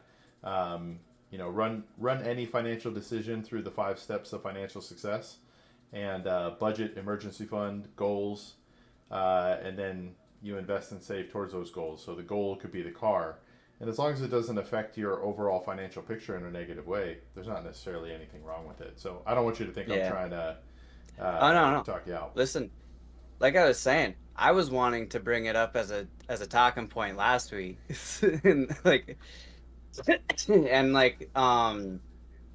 because if we talked about it last week, and like I could have completely changed my mind because, I was planning on looking at the car last Friday. I ended up looking at it this Tuesday instead. So I was gonna look at it after we talked about it. Yeah. So, but I'm always willing to hear things, and one thing I never do is turn down advice. So like, even as a parent, my girlfriend, she'll hear advice and think it's them saying, oh, they think I'm a bad mom because of this, that, and the other thing. I was like, I don't think you're a bad mom. They're just letting you know what they experienced. And if we end up experiencing it, then like we know from other people's experiences maybe what not to do, like, or maybe what could help. So I never turn away any Wise sort of man. knowledge. Wise man. Mm-hmm. Even if you don't agree with the advice, 90% of the time it's better to just consume the other person's point of view, because 90% of the time we see everything from our own scope. So if you never try to hear anybody else's point of view, it's very difficult for you to see anything differently from the lens that you've lived your life in as it is. So yeah, I try to, Isaiah and I tend to be the same kind of people when it comes to this. We will generally bounce a lot of our big life moments off of one another. I know that if Isaiah's almost always the person that when I'm having relationship issues, I will almost always DM him, because he will be more apt to rationalize and be like, well, calm it down, give it a little while, and then give me something from his standpoint that I hadn't, thought about, and I'll give it time. And 90% of the time, that's all you need. You just need to let stuff breathe and try to picture something from somebody else's standpoint. So yeah, advice and getting any outside introspective is awesome to just, figure out where you are as a person. Yeah. Agreed. I see that you wanted to talk about these Doge checks that we're never going to get. Yeah, that's actually where I'm hoping that we end up, is that we don't get them, because I'm actually worried that, because remember, everybody during COVID was pumped about their stimulus. Yeah. Oh yeah. And not realizing the actual negative effects it has. Like, yeah, that's cool. You got $1,500 now, or the reported or rumored $5,000.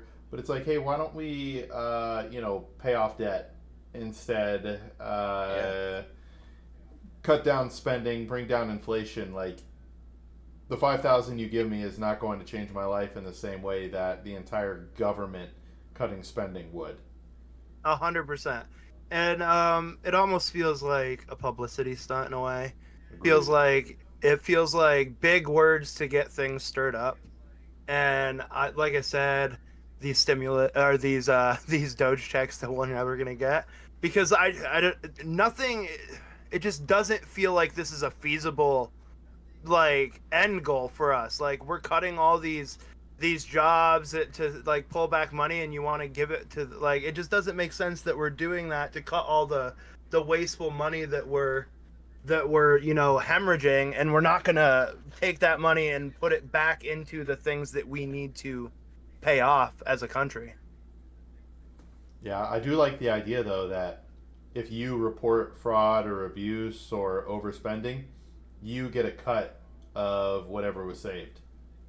Oh, geez, I didn't even hear that. Really? Is that another part of it now?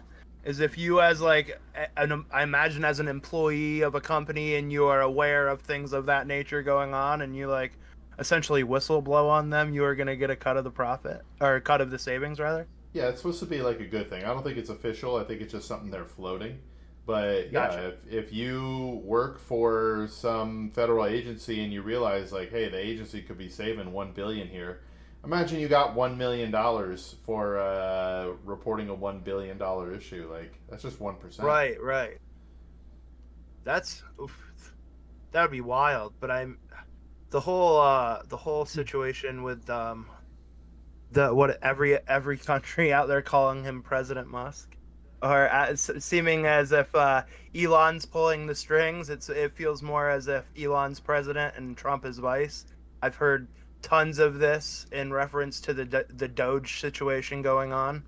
It's just such a weird political landscape, because I haven't really been invested nearly as much in politics as I have been the last probably 5 years, 6 years, things like that. And so the fact that we have kids, and the economic impact of my day-to-day life with groceries and supporting for my family and things of that nature, the impact is so massive that I have to be aware of what's going on in the world. But it just feels almost cartoonish, or so some of the things that get the headlines, or the things that we are bringing in front of press conferences, just feel so crazy and so far removed from anything that I saw growing up on TV or read in the news and things like that. It's just almost how is this the world that we are in? How is this the point that we are at?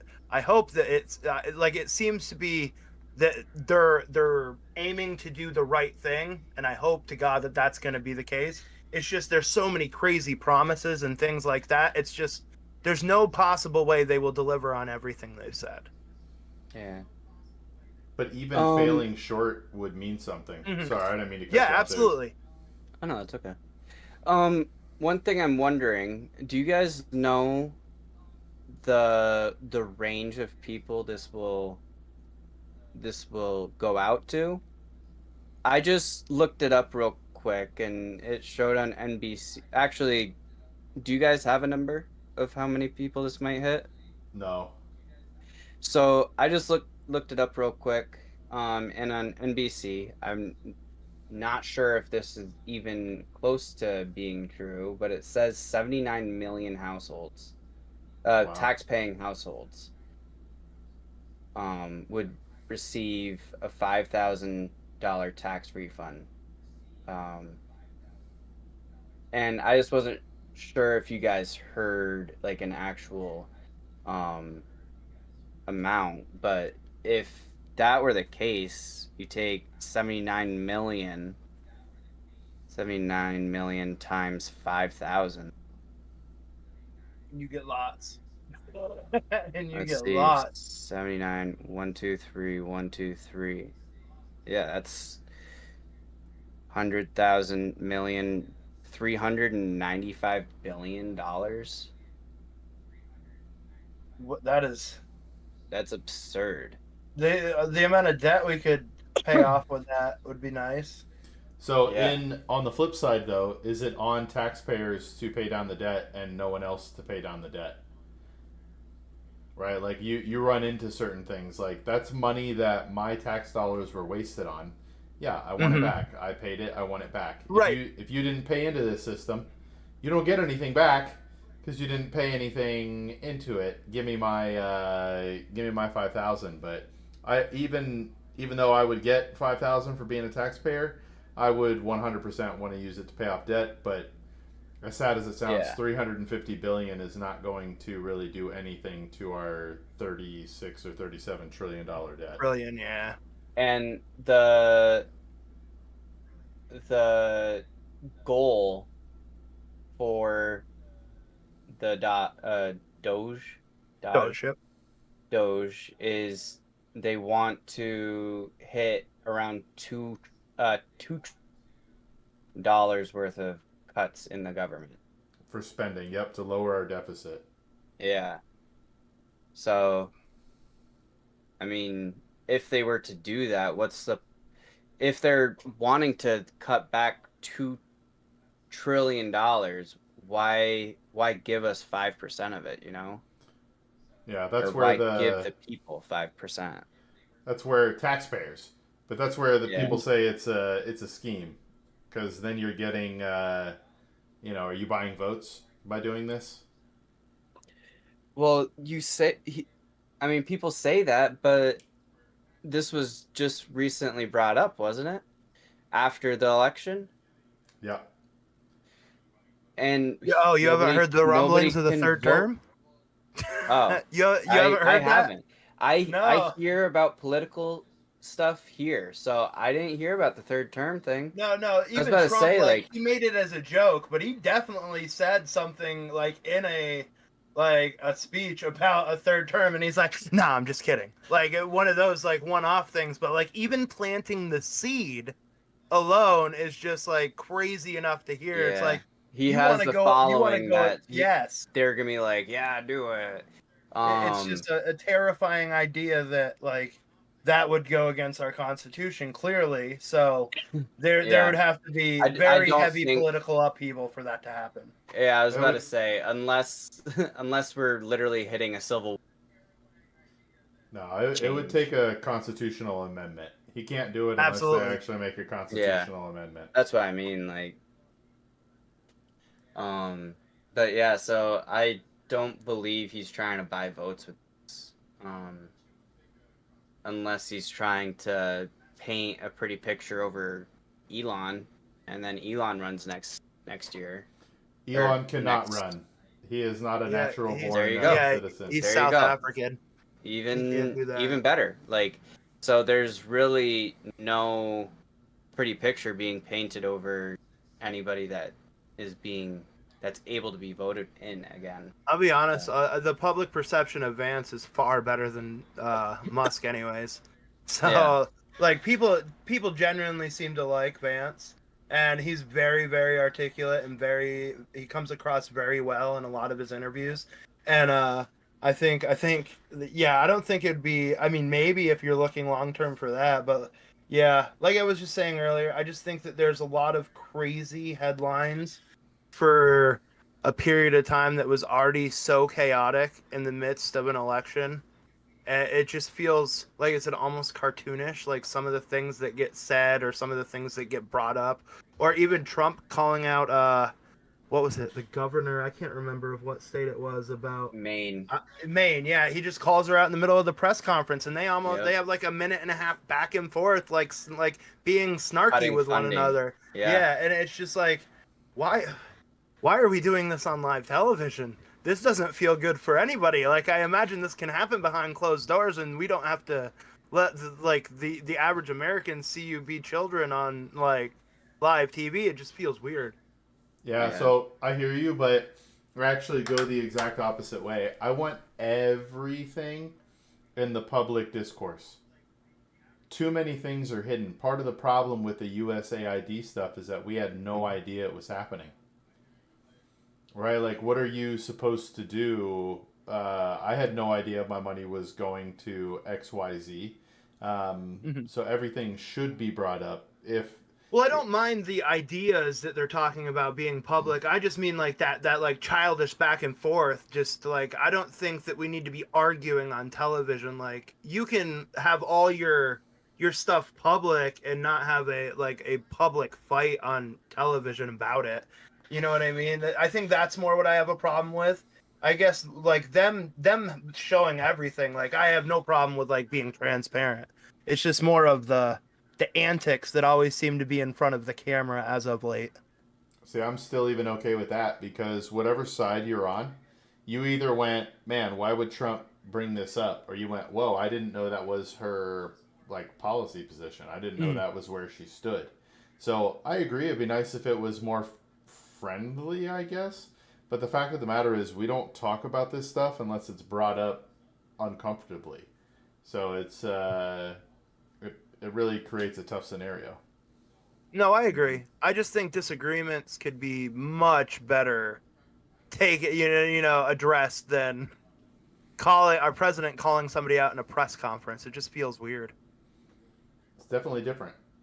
Yeah, absolutely. But he is also he's very, very, outspoken and is always like that. He's always going to speak exactly what he thinks in the moment. So it's par for the course for Trump. Just something I'm not used to seeing in day-to-day politics on streamed live or a press conference with our president. Just flat out calling people out.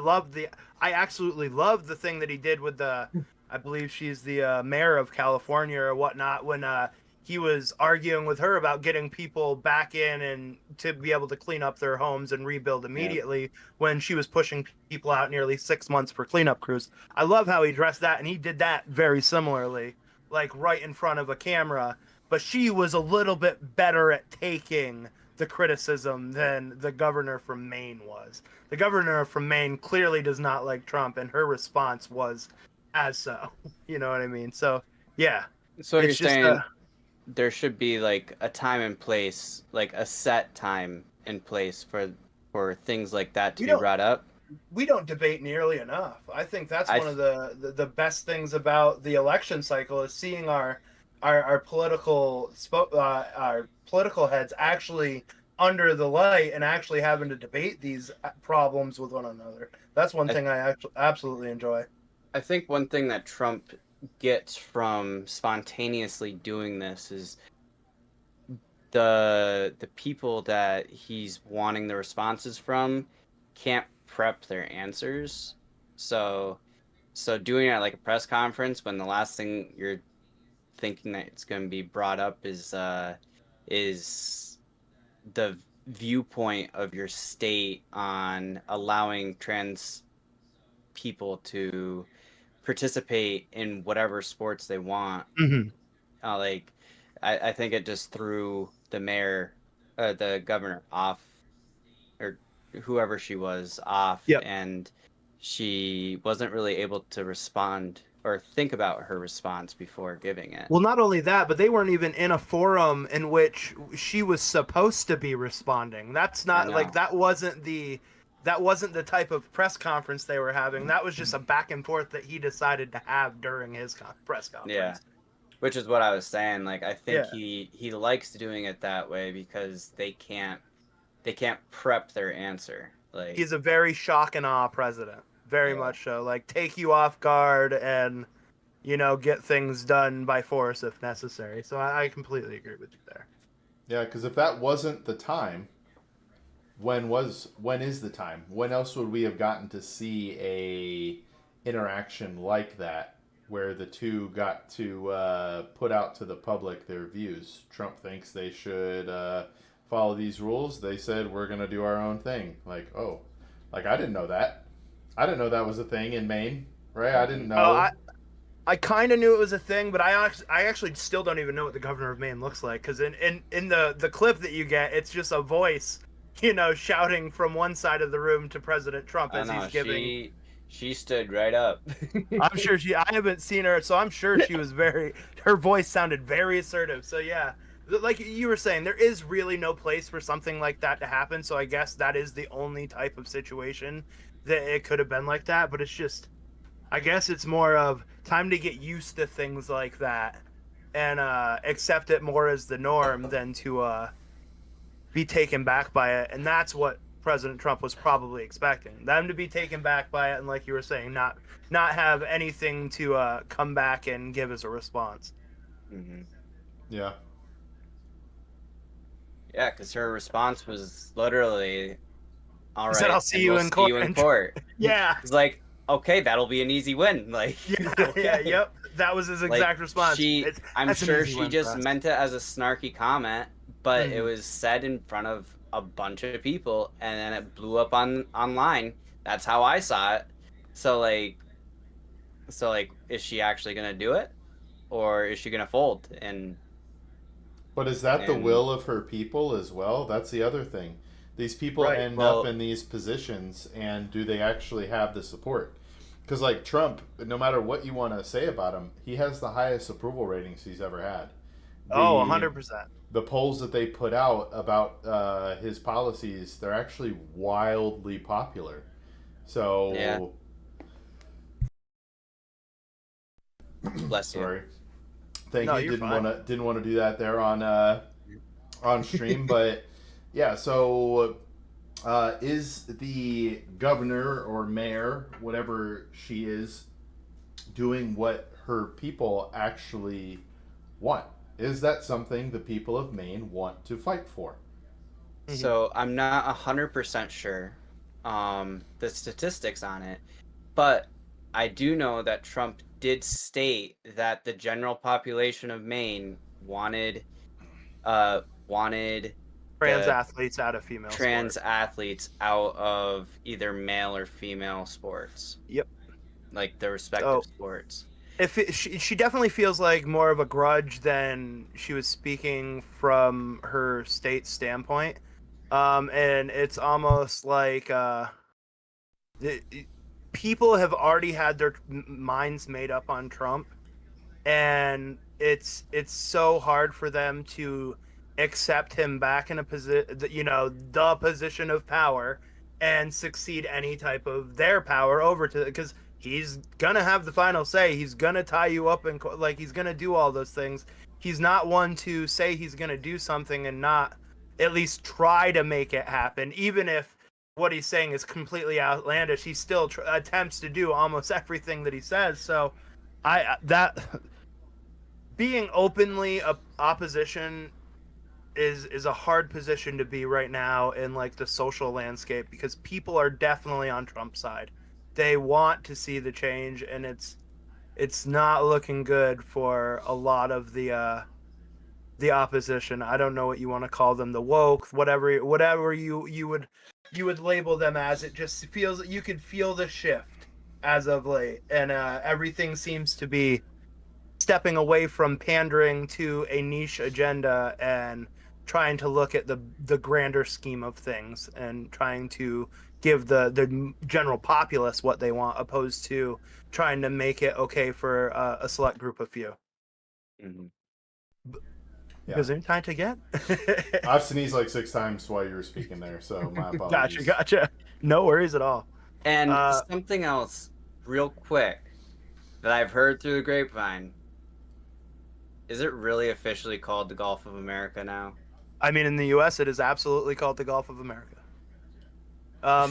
It's really on whatever your country wants to call a thing, if I'm being honest. Like, your country's Yeah. going to make maps and label them however they want. Like, the world doesn't have to agree, because, like, there's certain cultures that have different names for different places in the world. But, like, in the U.S., it is the Gulf of America. That is 100% true. And I believe, which is ironic, because I think it, like, and I know that it's almost nearly impossible to measure coastline, but I think if you look it up, it will say that Mexico actually owns like 43 more miles of coastline than we do. But Trump don't care. That is the Gulf of America. So, yes, that is officially the Gulf of America. You didn't see the press conference where he proudly had his brand new map in the background with No. it nice, boldly labeled? We're going to have to change all of our globes and all of this. I read an article on Reddit where a guy was like, all those cartographers out there are B as hell. Like, yes, put out a new map, rename it. It's like, we're tired of these small African civil wars being the only profit we make every year. Oh, He's like, rename it. But so so crazy. it's a weird situation, but it's 100% going to be taught in schools that is the Gulf of America. It also makes sense. Now, I don't think this is why Trump is doing it, but it is America's Gulf, right? It's North America's Gulf. It's not necessarily the United States of America's Gulf, right? Mm-hmm. It's all of North America. So, the Gulf of America makes sense. Though I do think he's saying the Gulf of the United States of America. So. Yes, I agree think with that's you. what his intentions were. But I like the way you spun that. I like the way you did that, because 100%, like, you should be his PR guy. Because at no point did I ever get that impression by anything that he said. But absolutely, yes, it is the Gulf of North America, so it makes sense. And I mean, even Cuba should have a little bit of say, right? They got like a whole 15 miles of shoreline on that edge. But I imagine that if you're an American ally as of late, you're probably gonna say that that's the Gulf of America. It's a weird small thing, but if he wants that as a win, give it to him as a win. Like, it's so harmless. Like, at least to us. I mean, I'm sure Mexico is not happy about that, but I imagine they're still going to call it the Gulf of Mexico. Yeah. You know, so, like, why does it matter that much? It's not affecting my life, but I just find it hilarious that it actually happened. It'll be one more thing that I grew up being told was one thing, and my children get told it was another. That's all that I can think of. Yeah. Oh my god, that's true. I didn't even think about that. Thankfully, the name, like you said, doesn't have any impact on our lives, but yeah, it's just another thing to think about.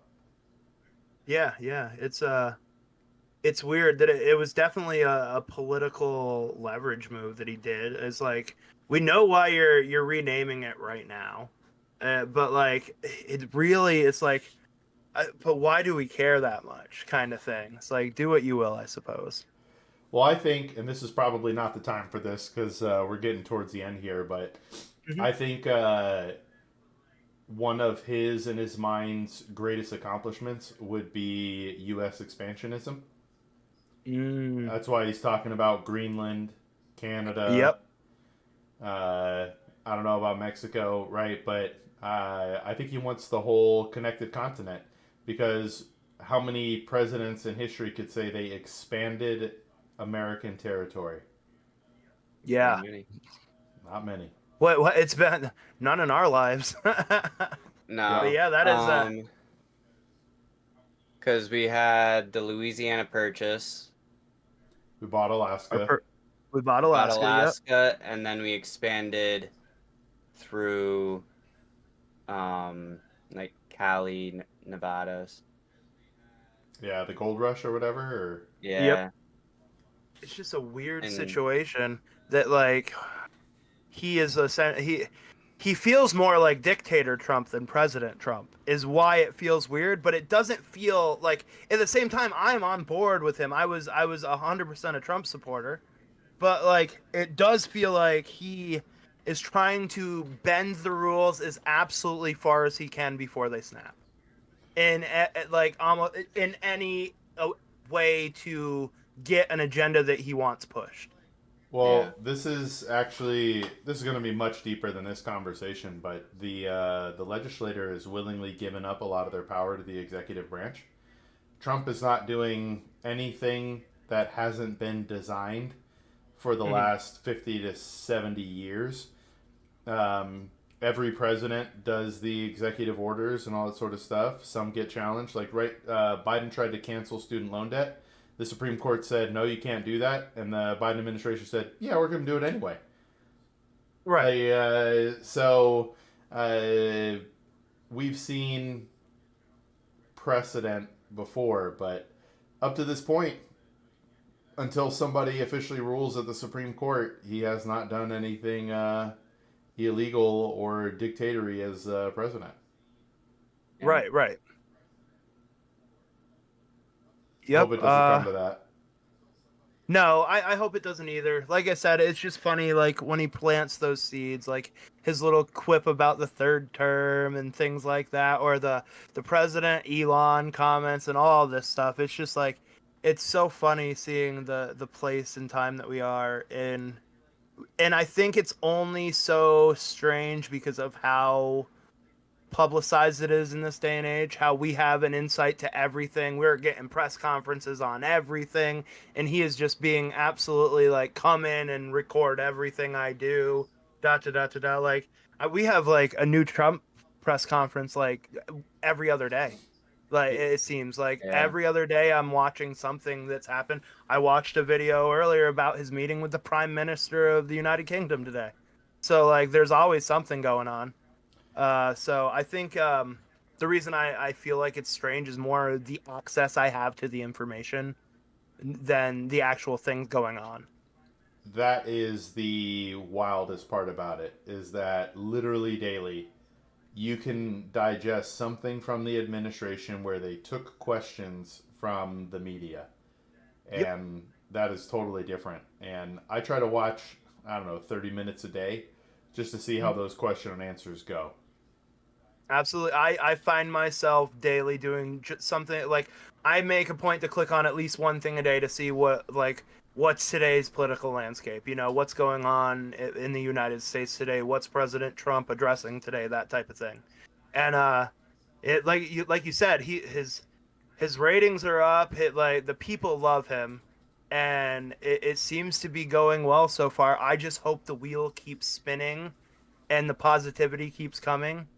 I imagine at some point we'll have something happen that will, press the president in a way that will make or break the presidency, but we're not there yet. So I imagine we just keep being positive and saying, like, let's hope that all this things that he's saying comes to fruition. Yeah.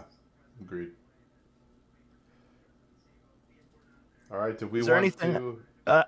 I was just going to say, is there anything else you guys want to touch on before we get ready to close? We've been at it for about an hour and 45. No, not specifically. Good conversation. Yeah, no, I'm really glad that we got back together this week. It was definitely a relief finally being able to sit down and get another episode recorded. As always, it's a pleasure with you guys, and the conversation was awesome this week. I really appreciated the back and forth. Oh yeah. This has been the Loose Change Podcast with Izzy, Zenku, and Free Advice Guy. All right, guys, we'll catch you next time.